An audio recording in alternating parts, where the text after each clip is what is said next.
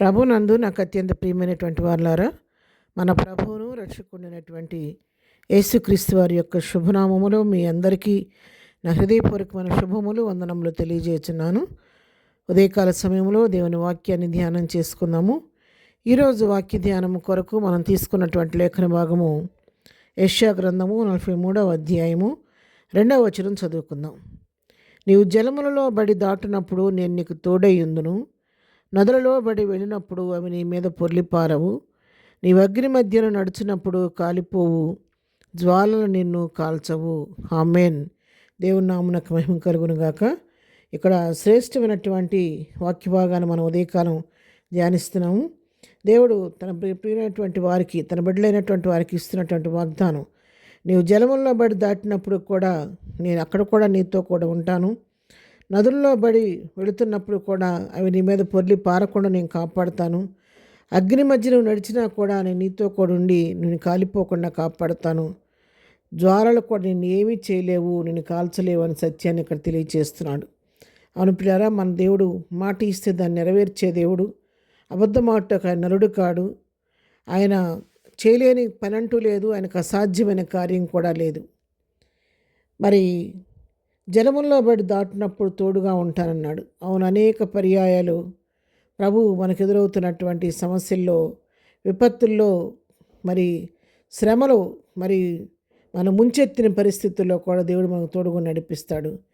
అంతేకాదు, నోవహు జలప్రళయం సమయంలో నోవహుతో వాగ్దానం చేశాడు, నువ్వు ఓడను తయారు చేసి ఆ ఓడలో నీవును నీ ఇంటి వారు ప్రవేశించండి, ప్రచండమైన వర్షం కురవబోతుందని చెప్పినప్పుడు విశ్వాసంతో నోవహు ఓడను కట్టి తన ఇంటి వారిని చెప్పినప్పుడు తన ఇంటి వారితో కూడా కలిసి 8 మంది మాత్రమే ఆ ఓడలో ప్రవేశించారు. తర్వాత దేవుడు చెప్పిన రీతిగా మరి భయంకరమైనటువంటి ప్రచండమైన వర్షం కురిసి సమస్తం మునిగిపోయింది.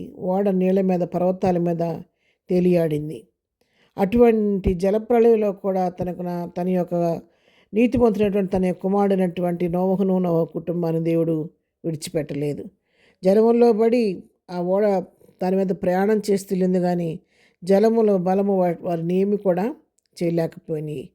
ఇశ్రాయేల్ ప్రజలు మరి ప్రయాణం చేస్తున్నప్పుడు ఎర్ర సముద్రం దగ్గర ఎదురుగా వచ్చినప్పుడు దేవుడు మరి వారికి ముందుగా ఉండి మోషేను మరి పురికొల్పి ఆరణ్యాలను తన ప్రజలు నడవడానికి ఎర్ర సముద్రాన్ని పాయలుగా చేయించి నడిపించాడు. భయంకరమైనటువంటి ఎర్ర సముద్రంలో భయంకర అలలు అన్నీ కూడా సద్దణిగిపోయి మరి గోడగట్టినట్టుగా ఇరుప్రక్కల రాశిలాగా నీటి నిలబడిపోతే 6 నెలల్లో తన ప్రజలు నడిచిపోయారు.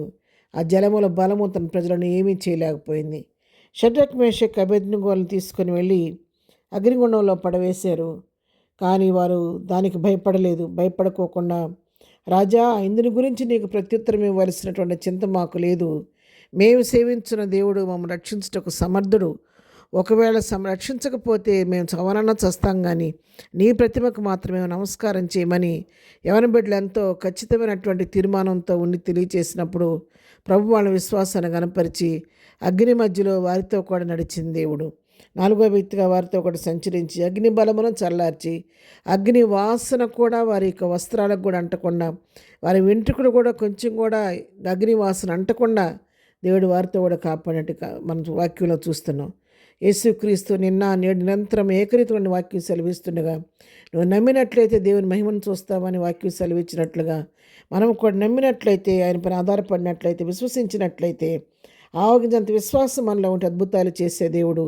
మనం ఆయన పైన ఆనుకొని ఆయన విశ్వాసం నుంచి ముందుకు సాగిపోతే జలముల మధ్య నడిచినా మనం ఏమీ చేయవు, అగ్ని మధ్య నడిచినా కూడా మనం ఏమీ చేయలేవు.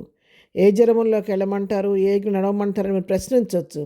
జలముల్లో నడవటం, అగ్నిలో నడవటం అంటే మరి కొన్నిసార్లు ప్రవాహంలాగా శ్రమలను చుట్టుముట్టినప్పుడు వాటిలో దేవుడు నీకు జయమిస్తాడు. అగ్ని లాంటి శ్రమలు నిన్ను కాల్చివేస్తున్నప్పుడు భయపడకుండా ప్రభు వైపు చూస్తే అన్నిటి మీద దేవుడు నీకు విజయం ఇచ్చి ఆయన నీతో కూడా నడిపిస్తాడు. ప్రార్థన. ప్రేమ కలిగిన తండ్రి, ఉదయకాలం మాకు ఇచ్చినట్టు గొప్ప శ్రేష్టమైన వాక్య భాగాన్ని బట్టి నీకు వందనాలు. అవును తండ్రి, నిత్యము విడువని ఎడబాయిన దేవుడుగా మాతో కూడా ఉండి మరి మాతో చేపట్టుకొని మాకు తోడుగా నడిపిస్తున్న దేవా నీకు వందనాలు. ఇక ముందు కూడా నడిపిస్తాను విశ్వసిస్తున్నాం తండ్రి. ఈ దినమంతా మేము చేయి పనిపాట్లో రాకపోకలో క్షేమం దయచేయండి.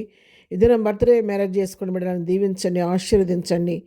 బలహీనములను స్వస్థపరచండి. ప్రతి వారి అవసరకరవి నామలో తీర్చమని యేసునామములో ప్రార్థించడిగి పొందుకొని ఉన్నాము తండ్రి. ఆమెన్. ప్రభు కృప సదాకాలం మనందరికీ తోడై నడిపించునుగాక. ఆమెన్.